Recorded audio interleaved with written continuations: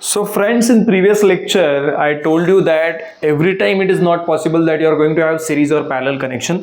Sometimes there is delta or star. So today we are going to understand कि delta को star में कैसे convert करते हैं. ये बहुत ही important वीडियो है. सब जो बीटेक कर रहे हैं या बी कर रहे हैं इलेक्ट्रिकल इंजीनियरिंग उनको सब्जेक्ट है बेसिक्स में, तो ये बहुत सिंपल करके मैं आपको बता रहा हूँ.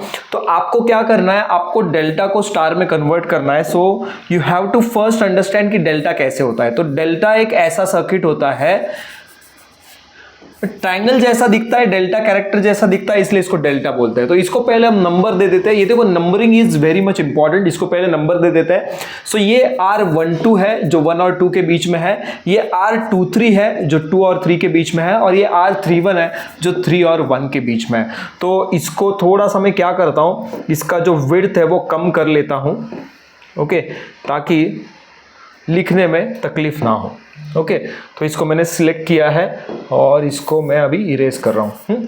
तो ये एक्चुअली है R31. ओके, अभी इसको हमें कन्वर्ट करना है स्टार में. So we want actually 3 resistances in star. Star को हम Y भी बोलते हैं क्योंकि ये उल्टे Y जैसा दिखता है. सो नंबरिंग में what you have to do, whatever numbering you are following for delta, same numbering you have to follow for the star. So जो 1 को कनेक्ट किया है दैट इज R1, जो 2 को कनेक्ट किया है दैट इज R2, एंड जो 3 को कनेक्ट किया है दैट इज R3. बहुत ही ईजी है. So ultimately what we want to obtain is R1, R2 and R3. So इसमें पहला स्टेप है स्टेप 1. हमें इक्विवेलेंस प्रूव करना है और इसी के लिए हमें कैलकुलेट करना है. क्या कैलकुलेट करना है? R12 dash, R23 dash and R31 dash. अभी ये क्या है? These are equivalent resistances between terminal 1 and 2, terminal 2 and 3 and terminal 3 and 1 for star and delta. बहुत ही इजी है, very much easy. So here what you can actually understand is when you want to calculate R12 dash, अभी मैं आपको एक calculate करके दिखाऊंगा R12 dash, R23 dash and R31 dash. You will do it by yourself. It is very much easy. बहुत easy है, सिर्फ आप अच्छी तरीके से इसको देखना. So मैं क्या कर रहा हूं, अभी मैं डेल्टा के लिए इसको सॉल्व करूंगा.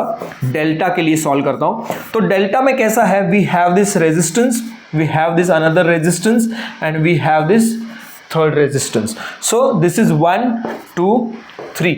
I want to calculate R12 dash. So 1 और 2 के across मैं क्या करूंगा, I will assume a source. And here why we assume the source, because we don't know whether resistances are in series or parallel, and when we assume the source it is easy for us to trace the direction of current, and here we'll understand current is getting divided. So as current is getting divided, that means ये दो resistances parallel में है. ये current यहां से जाएगा, यहां से वापस आ जाएगा.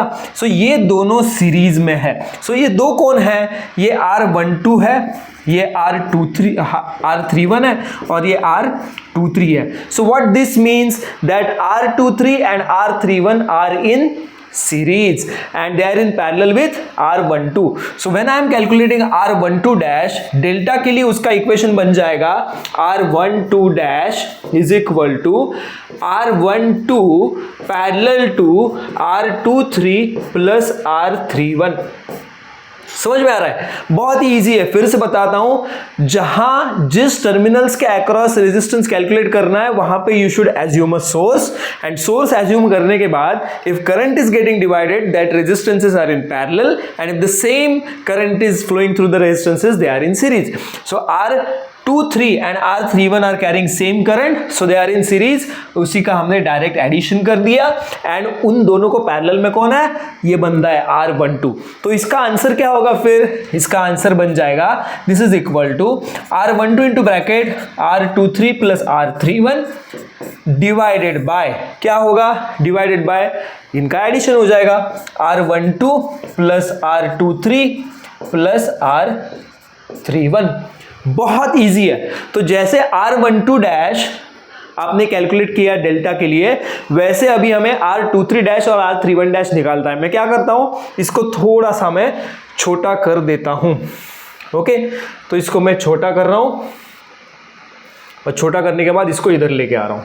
ओके, तो आपको ये तो क्लियर हो चुका है R12 डैश. अभी मैं डायरेक्ट आंसर लिख रहा हूं और R23 डैश और R31 डैश के लिए. सो R23 डैश क्या होगा, डायरेक्ट आंसर लिख रहा हूं, R23 into bracket R12 plus R31। आप खुद से कर देख सकते हो, ये लॉजिकली करना है। इंजीनियरिंग में लॉजिक बहुत इंपॉर्टेंट है, and if you don't have logic you will struggle like anything.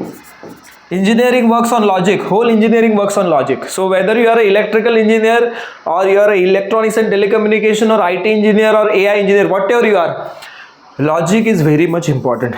And R31 dash will be R31 into bracket R12 plus R23, and in denominator same you will get what you have got in previous two equations, same you will get in the denominator for this equation.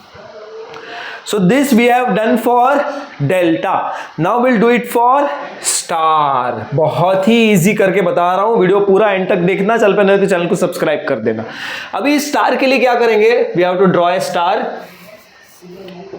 बहुत ही easy है, बहुत easy करके बता रहा हूं आपको। 1 2 3 same numbering follow किया।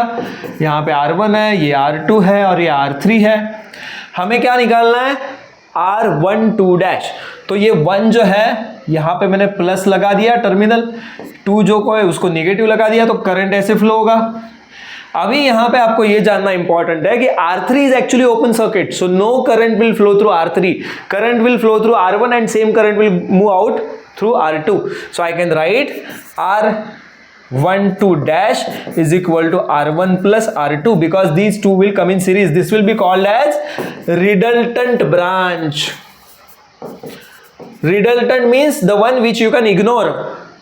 That is not going to have any impact on the circuit. So these two are in series. So R12 dash is R1 plus R2. In same way, similarly,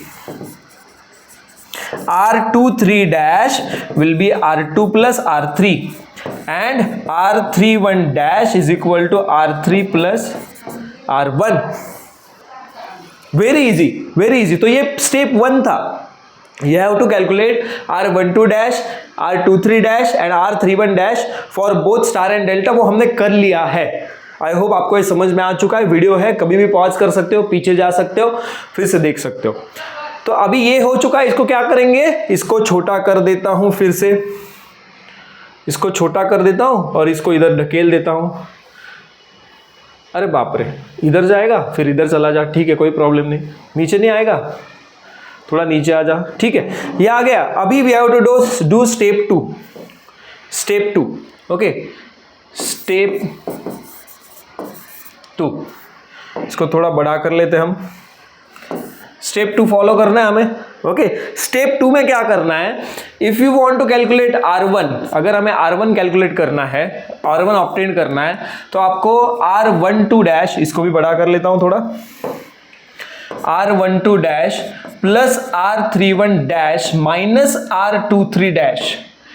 This you have to solve for both star and delta. What? R12 dash plus R31 dash minus R23 dash. Solve this for both star and delta. And then you equate. Okay, then you equate. बहुत easy है. Okay, so R12 dash अपने delta के लिए क्या था? R12 into bracket R23 plus R31. R31 dash, R12 dash and R23 dash तीनों का denominator same है। ओके, ये इक्वेशन कैसे याद रखना है वो भी बता देता हूं। जिसमें 1 है उनको ऐड करना है। हमें क्या कैलकुलेट करना है, R1 कैलकुलेट करना है ना, तो जिनमें 1 है उनको ऐड किया, जिसमें 1 नहीं है उसको सब्सट्रैक्ट किया। बहुत ही इजी है logic, again I am telling you logic. So R31 dash कैसे बनेगा, ऑलरेडी हमने लिखा है R31 into bracket R23 plus R12 and इसमें से माइनस क्या हो जाएगा, what will become minus is R23 R12 plus R31। बहुत इजी है, बहुत सिंपल है। Divide this by the denominator of all the 3 terms is same. If you solve this, ये सॉल्व करोगे आप तो 2 आपको क्या मिलेगा, 2 times R12 R31 divided by R12 plus R23 plus R31। सो ये डेल्टा के लिए हमने सॉल्व किया, ये आपका इक्वेशन 1 बन गया। अभी सेम हमें स्टार के लिए करना है। सो मैं यहां पे लिख रहा हूं for star R12 dash plus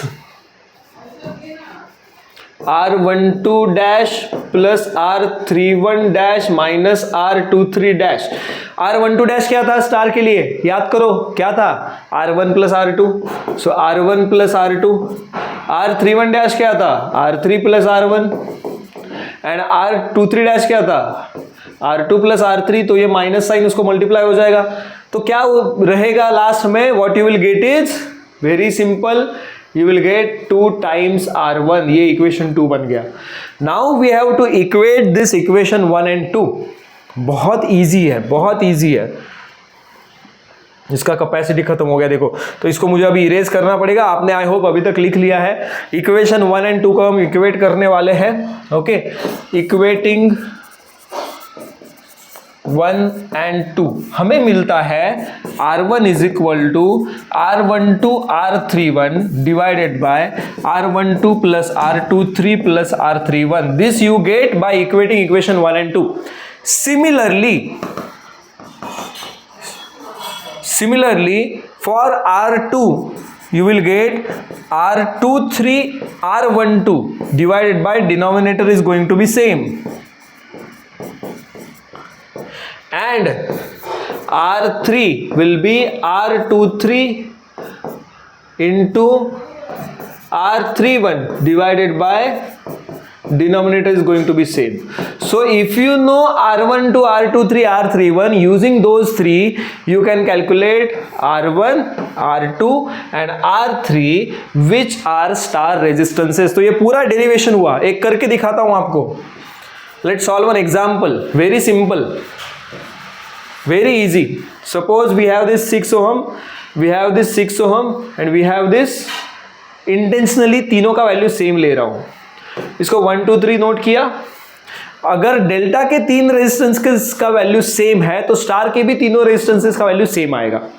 इसमें आपको दिख रहा है R12 is equal to R23 is equal to R31 is equal to 6 Om.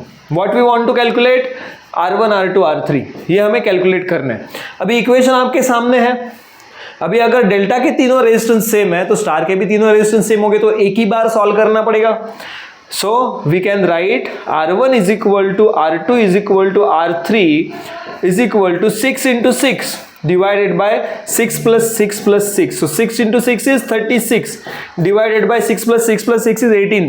So ultimately you will get this equal to 2 ohm. So ये जो डेल्टा था उसका स्टार कैसे बनेगा, ऐसे बनेगा। समझ में आ गया, बहुत ही इजी है। This is 2 ohm, this is 2 ohm and this is 2 ohm. अगर वैल्यूज अलग अलग है तो आपको ये तीनों इंडिपेंडेंटली कैलकुलेट करने पड़ेंगे and then you will get the answer. So I hope आज के इस वीडियो में आपको क्लियर हो चुके हैं कि डेल्टा टू स्टार ट्रांसफॉर्मेशन का डेरिवेशन क्या है, इनको याद कैसे रखना है, 1 2 3 ये तीन इक्वेशंस को। अगर हम R1 कैलकुलेट कर रहे हैं तो न्यूमरेटर में आपको दो ऐसी टर्म दिख रही है जिनमें 1 है, सो R12 एंड R31 मल्टीप्लीकेशन में आ गया। डिनोमिनेटर में तीनों डेल्टा रेजिस्टेंस ऐड हो गए। R2 निकाल रहे हो तो जिनमें 2 है वो मल्टीप्लीकेशन में आ गए, R23 R12, डिनोमिनेटर तो सेम ही है। एंड R3 न्यूमरेटर में जिसमें 3 3 है, जैसे R23 एंड R31 वो न्यूमरेटर में आ गए, डिनोमिनेटर तो सेम हो गया। Thank you so much guys for watching this video and कुछ आपको डाउट हो कमेंट सेक्शन में डालना। नेक्स्ट वीडियो में हम देखेंगे कि स्टार टू डेल्टा कैसे करते हैं। Please like share and subscribe, bye.